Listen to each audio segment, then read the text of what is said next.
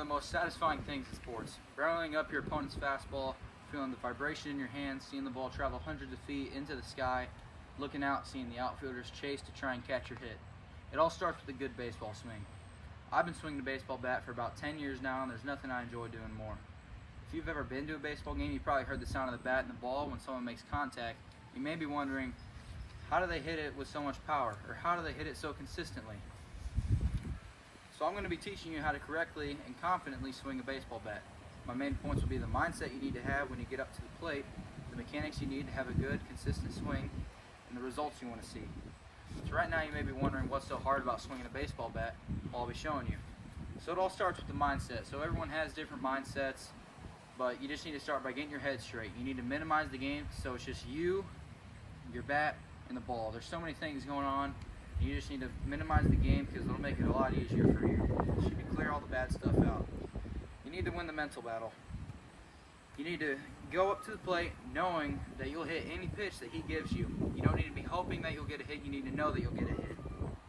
BaseballMonkey.com had a great quote from Babe Ruth.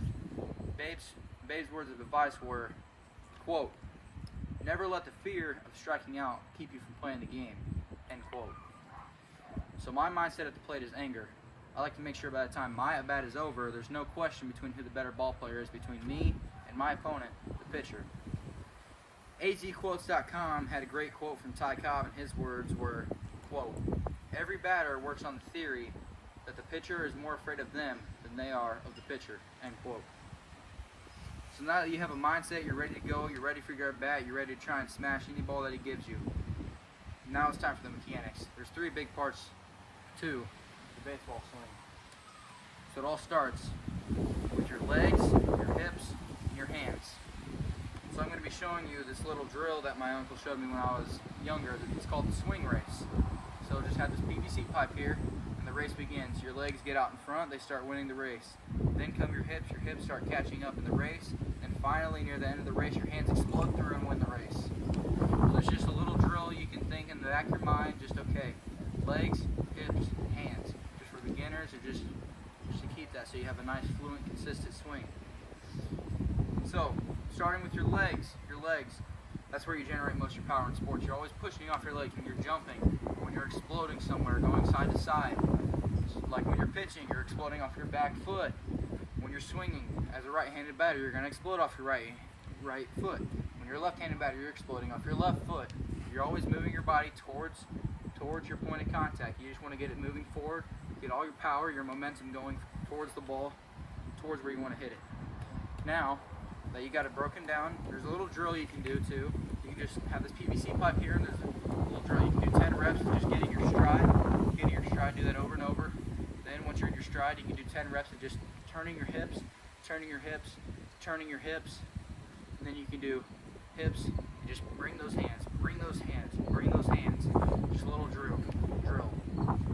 And the hips are so important because that's what gets your hands going, which is part number 3.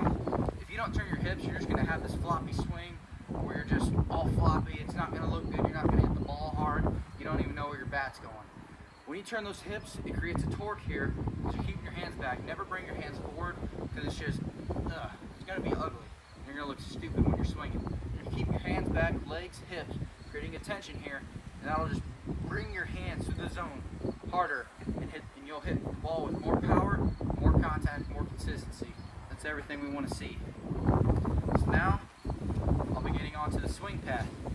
So there's 3 different swing paths you can have, and obviously there's only one good one. So the first one is you're up here because you never want to have your hands below your shoulders because it creates more movements. You'll be late. You always want to have your hands here so you're ready to go. There's a downward swing path where when you make contact coming down like this, the ball will go straight into the ground. It'll just die there, or it'll go straight into the ground. It'll pop up. It'll be an easy play for the fielders to play it, throw you out, routine, easy, back to the dugout you go. The second bad one, where players think, oh, if I want to hit a home run, I got to hit the ball high. No, you need to hit the ball hard. So they'll drop their back shoulder and they'll uppercut at the ball, and you'll just see the ball go straight up into the air, easy play, pop fly, routine, mine, you're out. You're going back to the dugout. You need to have a level swing path. Straight to the ball, just coming here. You want to see line drives, just like this. Now obviously I'm not saying you want to hit the ball dead straight because it's not going to stay in the air that long if you do that. You still want to have a good launch angle. And the way to get that is, when you're coming through, you don't want your shoulders to be straight up like this, because even when you're making contact with the ball, you'll be looking at it out of the corner of your eye. You'll make less contact because you'll be like, oh, where's the ball at? But if you keep your head here, angle your shoulders a little bit. Now I'm not saying drop your back shoulder, I'm just saying angle them a little bit so you can keep your head here and get a little bit of lift, a good launch angle, and still getting that good power, that good torque, good tension, and good flow in your swing. So now I'll be moving on to the results that you want to see. And the results are just the biggest part. That's what gives you the feedback on your swing to make sure you're doing everything right. Like, oh, is the ball going straight down? Okay, I'm having a downward swing path. I need to straighten myself out. Oh, am I hitting pop-ups? I need to stop dropping my back shoulder. So, there's an inside pitch, down the middle pitch, and an outside pitch. So for an inside pitch, I'll just move closer to the tee. You need to get your hands inside so you can get your barrel to the ball. Because if you just swing normal, you're going to hit it off the handle right here, and it's going to hurt your hands. You're not going to like it. You're going to be in pain. And the ball's not going to go anywhere because you're not hitting it off the meat of the bat.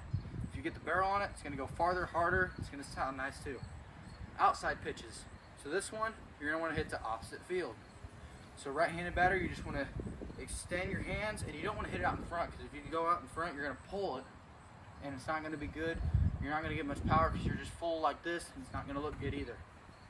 So you want to wait for the ball to travel a little bit on those outside pitches. You want to just go to opposite field. So right-handed batter, you're going to hit it to right field.